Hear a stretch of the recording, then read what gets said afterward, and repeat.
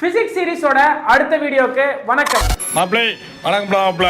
இந்த இடத்துல நம்ம இந்த சீரிஸ் மொத்தமா எங்க இருந்து அதிகமா क्वेश्चन வரும், பிசிக்ஸ்ல மார்க் எப்படி பூத்து குலுங்க வைக்கலாம் அப்படின்னு சொல்லி பார்க்க போறோம். சோ இந்த சீரிஸ்ல இந்த வீடியோல என்ன பார்க்க போறோம், ப்ரொஜெக்டைல் மோஷன் பார்க்க போறோம். ப்ரொஜெக்டைல் மோஷனை சிம்பிளா சொல்றேன் கேளு. ஒரு பாலை தூக்கி உன்னோட எதிர் வீட்டு பொண்ணுக்கு நீ தூக்கி போடுற. தூக்கி போடும்போது என்ன ஆகும், அந்த பால் மோஷன் அண்டர் கிராவிட்டியா சேஞ்ச் ஆயிடும். மோஷன் அண்டர் கிராவிட்டின்னு வந்துரும் போது அந்த இடத்துல கிராவிட்டி வந்து கான்ஸ்டன்டான ஆக்சலரேஷனா மாறிடும். கான்ஸ்டன்ட் ஆக்சலரேஷன் எப்போ படத்துக்குள்ள வருதோ அந்த இடத்துல ஒரே விஷயம் தான், motion under gravity, constant acceleration, equation of motion valid. So எல்லாத்துக்குமே மோஷன் அண்டர் கிராவிட்டியில ஈக்குவேஷன் ஆஃப் மோஷன் வேலிட் இருக்கிற மாதிரியே ப்ரொஜெக்டைல் மோஷன்லையும் ஈக்குவேஷன் ஆஃப் மோஷன் வேலிட். சரியா? என்ன ஃபார்முலானாலும் பரவாயில்ல, மனப்பாடமே பண்ணாத.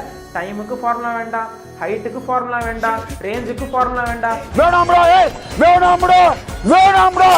எல்லாத்துக்குமே மூணே concept, equation of motion, equation of motion, equation of motion. இந்த இடத்துல along the x direction acceleration change ஆகாது, பிகாஸ் ஆக்சலரேஷனே இல்லை அந்த இடத்துல. பட் y டைரக்ஷன்ல கீழ் நோக்கி ஒரு கான்ஸ்டன்ட் ஆக்சலரேஷன் கிராவிட்டி ஆக்ட் ஆகுது. அப்போ கண்டிப்பா அந்த இடத்துல மட்டும்தான் வெலாசிட்டி சேஞ்ச் ஆகும். சப்போஸ் இந்த கான்செப்ட் புரியல, இல்லை நீ எக்ஸ்பிளைன் பண்ணதே புரியல அப்படின்னா ஃபுல்லா லெக்சரா எடுத்து வச்சிருக்கேன், கமெண்ட் பண்ணி கீழே 2Dன்னு டேரெக்டாக உனக்கு லிங்க் வந்துடும், லெக்சர் லிங்க், நோட்ஸ் லிங்க் வந்துடும். ஃபாலோ பண்ணிவிடு. நெக்ஸ்ட் வீடியோவில் லிங்க் பண்ணலாம். Thank you so much. Bye by.